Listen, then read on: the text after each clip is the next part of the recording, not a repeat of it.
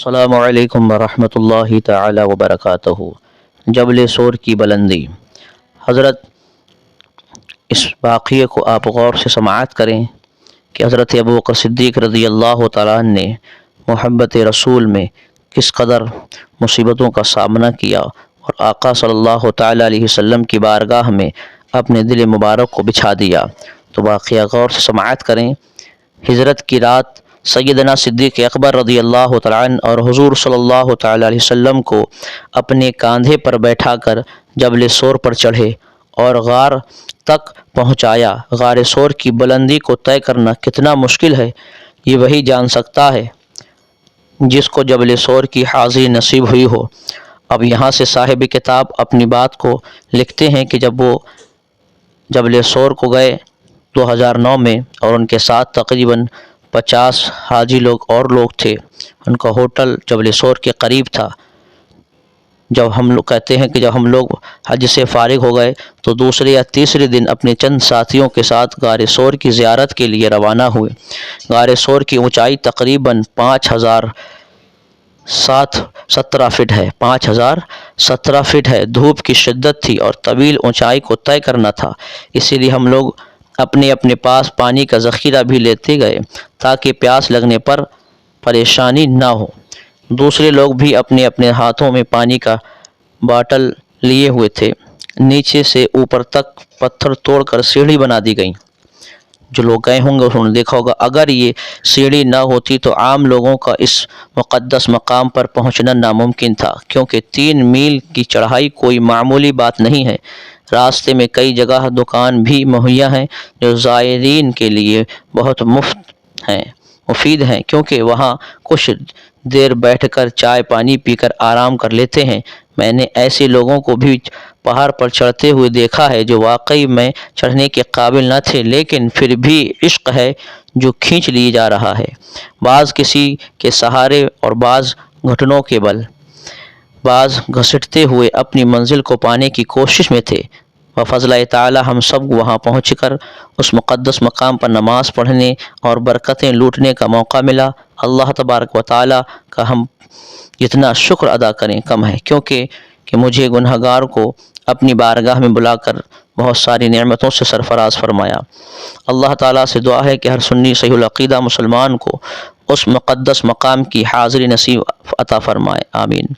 حضرات، آپ کو اچھی طرح اندازہ ہو گیا ہوگا کہ آج سیڑھی بنا دینے کے باوجود بھی 5000 فٹ کی بلندی طے کرنا کوئی آسان کام نہیں ہے، بلکہ بڑے بڑے طاقتوروں کی ہمتیں پست ہونے لگتی ہیں اور اچھوں کے پسینے چھوٹ جاتے ہیں۔ تو میرے بھائیو، اس وقت کو یاد کرو جب کوئی راستہ بنا ہوا نہ تھا اور آنے جانے کی سہولتیں نہ تھیں۔ ایسے عالم میں حضرت ابوبکر صدیق رضی اللہ تعالیٰ عنہ اور حضور صلی اللہ تعالیٰ علیہ وسلم کو اپنے کاندھے پر بیٹھا کر اس غار تک لے گئے، تو بتاؤ صدیق اکبر رضی اللہ تعالیٰ عنہ کی طاقت و قوت کا اندازہ کون لگا سکتا ہے؟ اور مجھے یہ کہہ لینے دیا جائے کہ جب صدیق اکبر رضی اللہ عنہ کی طاقت و قوت کا عالم یہ ہے تو شہنشاہ کون و مکان علیہ الصلاۃ والسلام کی طاقت و قوت کا عالم کیا ہوگا؟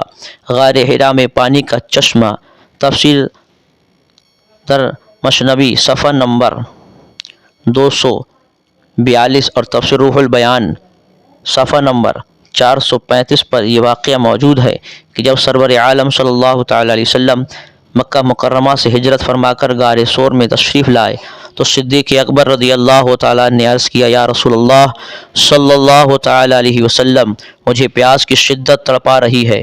آپ کا یہ اظہار کرنا تھا کہ ساقی کوثر صلی اللہ تعالیٰ علیہ وسلم نے فرمایا کہ اذهب الى صدر الغار فاشرب، اے صدیق غار کے سرے پر چلے جاؤ اور پانی پی لو۔ صدیق اکبر رضی اللہ عنہ فرماتے ہیں، فن طلقت فشربت ماء احیا من العسل وابضی من اللبن وازکا رائحۃ من المسک، پس میں گیا اور پانی پیا جو شہد سے زیادہ میٹھا اور دودھ سے زیادہ سفید تھا۔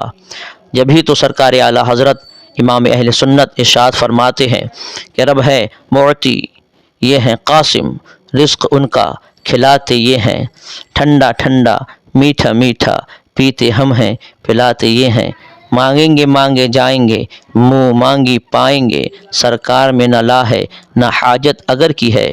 حضرت ابو بکر صدیق رضی اللہ تعالیٰ عنہ فرماتے ہیں کہ میں جب سیراب ہو کر واپس آیا تو آقا کریم صلی اللہ تعالیٰ علیہ وسلم نے ارشاد فرمایا، اے صدیق شربتا، تو نے پانی پی لیا؟ صدیق اکبر رضی اللہ عنہ نے عرض کیا، نعم یا رسول اللہ، فداک ابی و امی، ہاں رسول پاک صلی اللہ تعالیٰ علیہ وسلم، میرے ماں باپ آپ کے قدموں پر قربان ہو جائیں۔ آقا صلی اللہ علیہ وسلم فرماتے ہیں، اے ابو بکر، کیا میں تمہیں خوشخبری نہ سناؤں؟ کیا میں تمہیں بشارت نہ دوں؟ تو میں نے عرض کیا، یا رسول اللہ، ہاں صلی اللہ تعالیٰ علیہ وسلم، ضرور خوشخبری سنائیے۔ آپ نے فرمایا، ان اللہ تعالی امر الملائکہ المؤکلہ بانہا للجنت انخ رقو نہرا من الجنت الفردوس الی صدر الغار فشرب ابو بکر، کہ اللہ تعالیٰ نے انہار جنت کے فرشتوں سے فرمایا کہ جنت الفردوس سے ایک نہر کھود کر غار کے کنارے تک لے جاؤ، ایک نہر کھود کر جنت کے کنارے تک پہنچا دو تاکہ میرے پیارے صدیق اکبر رضی اللہ عنہ اپنی پیاس بجھا لے۔ صدیق اکبر رضی اللہ عنہ اپنے مقام و مرتبہ کو دیکھ کر بارگاہ رسول میں عرض کرتے ہیں، ولی عند اللہ هذه المنزلہ، کہ یا رسول اللہ صلی اللہ علیہ وسلم، کیا اللہ کے یہاں میرا اتنا بلند مرتبہ ہے؟ سرور دو عالم صلی اللہ تعالی علیہ وسلم نے فرمایا، نعم افضل، ہاں بلکہ اس سے بھی زیادہ بلند والا مقام ہے۔ والذین بعثنی بالحق نبی الاحد يدخل الجنت مبدقا ولو کان لہ عمل 70 نبیا، مجھے اس ذات کی قسم جس نے مجھے نبی برحق بنا کر مبعوث فرمایا، تم سے بغض رکھنے والا ہرگز جنت میں داخل نہ ہوگا اگرچہ اس کے عمل 70 انبیاء کے برابر ہوں۔ حضرات، یہاں سے ایک درس ملا کہ جو صدیق اکبر سے بغض رکھے وہ جنت میں داخل نہیں ہو سکتا، تو ہمیں کہنے نہیں دیا جائے کہ جو محبوب خدا سے دشمنی رکھے گا وہ جنت میں کیسے داخل ہوگا۔ اسی لیے تو اعلیٰ حضرت فرماتے ہیں کہ تجھ سے اور جنت سے کیا مطلب، وہاں بھی دور ہو، ہم رسول اللہ کی جنت رسول اللہ کی۔ جو شخص صدیق اکبر رضی اللہ عنہ سے محبت رکھتے ہیں، ایسے لوگوں کو حضور صلی اللہ تعالیٰ علیہ وسلم جنت کی بشارت دے رہے ہیں۔ آئیے حدیث پاک سماعت کیجیے۔ حضرت انس رضی اللہ تعالیٰ عنہ فرماتے ہیں کہ رسول پاک صلی اللہ تعالیٰ علیہ وسلم نے فرمایا، شب معراج طائر سدرہ جبریل امی علیہ السلام نے مجھ سے عرض کیا کہ قیامت کے دن حضرت ابو بکر کو یہ کہا جائے گا، یا ابو بکر ادخل الجنت فیقول ما ادخل حتی دخل معی من کان یحبنی فی الدنیا، یعنی اے ابو بکر جنت میں داخل ہو جاؤ۔ تو صدیق اکبر رضی اللہ تعالیٰ عنہ کہیں گے کہ میں داخل نہیں ہوں گا جب تک کہ میرے ساتھ دنیا میں مجھ سے محبت کرنے والے داخل نہ ہوں گے۔ معلوم ہوا کہ صدیق اکبر رضی اللہ عنہ سے محبت کرنا دراصل رسول سے محبت کرنا ہے، اور رسول سے محبت کرنا دراصل خدا سے محبت کرنا ہے، اور جس نے خدا سے محبت کی اس کا ٹھکانہ جنت ہے۔ صدیق کیوں نہ دیتے، شہادت رسول کی روشن تھی ان کے دل پہ، صداقت رسول کی۔ محترم سامعین، جنت میں وہ شخص ضرور جائے گا جس کے دل میں صدیق اکبر رضی اللہ تعالیٰ عنہ کی محبت ہوگی۔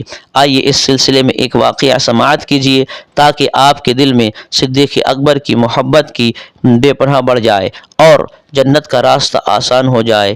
ایک مرتبہ یار غار مصطفیٰ صلی اللہ تعالی علیہ وسلم صدیق اکبر رضی اللہ عنہ اور شیر خدا دامان مصطفیٰ صلی اللہ تعالی علیہ وسلم یعنی حضرت علی رضی اللہ تعالیٰ عنہ کو دیکھ کر مسکرا دیے۔ شیر خدا رضی اللہ تعالیٰ عنہ نے صدیق اکبر رضی اللہ تعالیٰ عنہ کو مسکراتے ہوئے دیکھ کر عرض کیا کہ اے پیارے صدیق، آپ کیوں مسکرا رہے ہیں؟ مسکرانے کی وجہ کیا ہے؟ تو صدیق اکبر رضی اللہ تعالیٰ عنہ نے فرمایا، اے علی، مجھے اچانک ایک بات یاد آ گئی جس کی وجہ سے میں مسکرانے لگا۔ وہ بات یہ ہے کہ ایک بار رحمت للعالمین صلی اللہ تعالیٰ علیہ وسلم نے مجھ سے فرمایا، اے صدیق، جنت میں وہی شخص جائے گا جس کو علی جنت کی اجازت اور ٹکٹ دے دیں گے۔ حضرت علی رضی اللہ عنہ نے کہا کہ آپ بالکل صحیح فرما رہے ہیں، مگر حضور صلی اللہ تعالیٰ علیہ وسلم نے یہ بھی تو فرمایا کہ اے علی، اسی نیک بدبخت کو جنت دینا، اسی نیک انسان کو جنت کا ٹکٹ دینا کہ جس کے دل میں میرے صدیق کی محبت ہو، جس کے دل میں صدیق کی محبت بھری ہو، اسی کو جنت کا ٹکٹ دینا۔ حضرات، محبت کی بات تھی، محبت والوں کے لیے پیش کر دی گئی۔ اب آئیے اس چیز کو بھی سمجھنے کی کوشش کیجیے کہ صدیق اکبر رضی اللہ تعالی عنہ غار ثور میں پانی نہ رہنے کے باوجود بھی حضور کی بارگاہ میں پانی کا سوال کر رہے ہیں، کیونکہ صدیق اکبر کو معلوم تھا کہ ہم جس بارگاہ میں پانی کا سوال کر رہے ہیں وہ ضرور پانی دیں گے، اسی لیے کہ آپ کی ذات وہ ذات ہے کہ کوئی بھی چیز آپ کے اختیار سے باہر نہیں۔ اللہ تبارک و تعالیٰ نے سب کچھ آپ کے اختیار میں دے دیا ہے، اسی لیے تو شاعر کہتے ہیں کہ مالک کونین ہے وہ، پاس کچھ رکھتے نہیں، دو جہاں کی نعمتیں ہیں ان کے خالی ہاتھ میں، ستاروں کے برابر نیکیاں۔ اسی طرح کا ایک سوال ام المؤمنین حضرت عائشہ صدیقہ رضی اللہ عنہا نے رسول پاک صلی اللہ تعالی علیہ وسلم کی بارگاہ میں کیا تھا کہ ایک رات آسمان بہت صاف تھا، چاندنی پھیلی ہوئی تھی، آسمان ستاروں کے نور سے جگمگا رہا تھا، اور مدینے کے چاند نور مجسم صلی اللہ تعالی علیہ وسلم میری گود میں سر اقدس رکھ کر آرام فرما رہے تھے کہ جب میری نظر آسمان کے ستاروں پر پڑی تو میں نے رسول پاک صلی اللہ تعالی علیہ وسلم کی بارگاہ میں عرض کیا، یا رسول اللہ صلی اللہ تعالی علیہ وسلم، هل تکون لأحد من الحسنات عدد نجوم السماء؟ مشکوٰۃ شریف میں ہے کہ یعنی رسول پاک صلی اللہ تعالی علیہ وسلم، کیا کسی کی نیکیاں آسمان کے ستاروں کے برابر ہوگی؟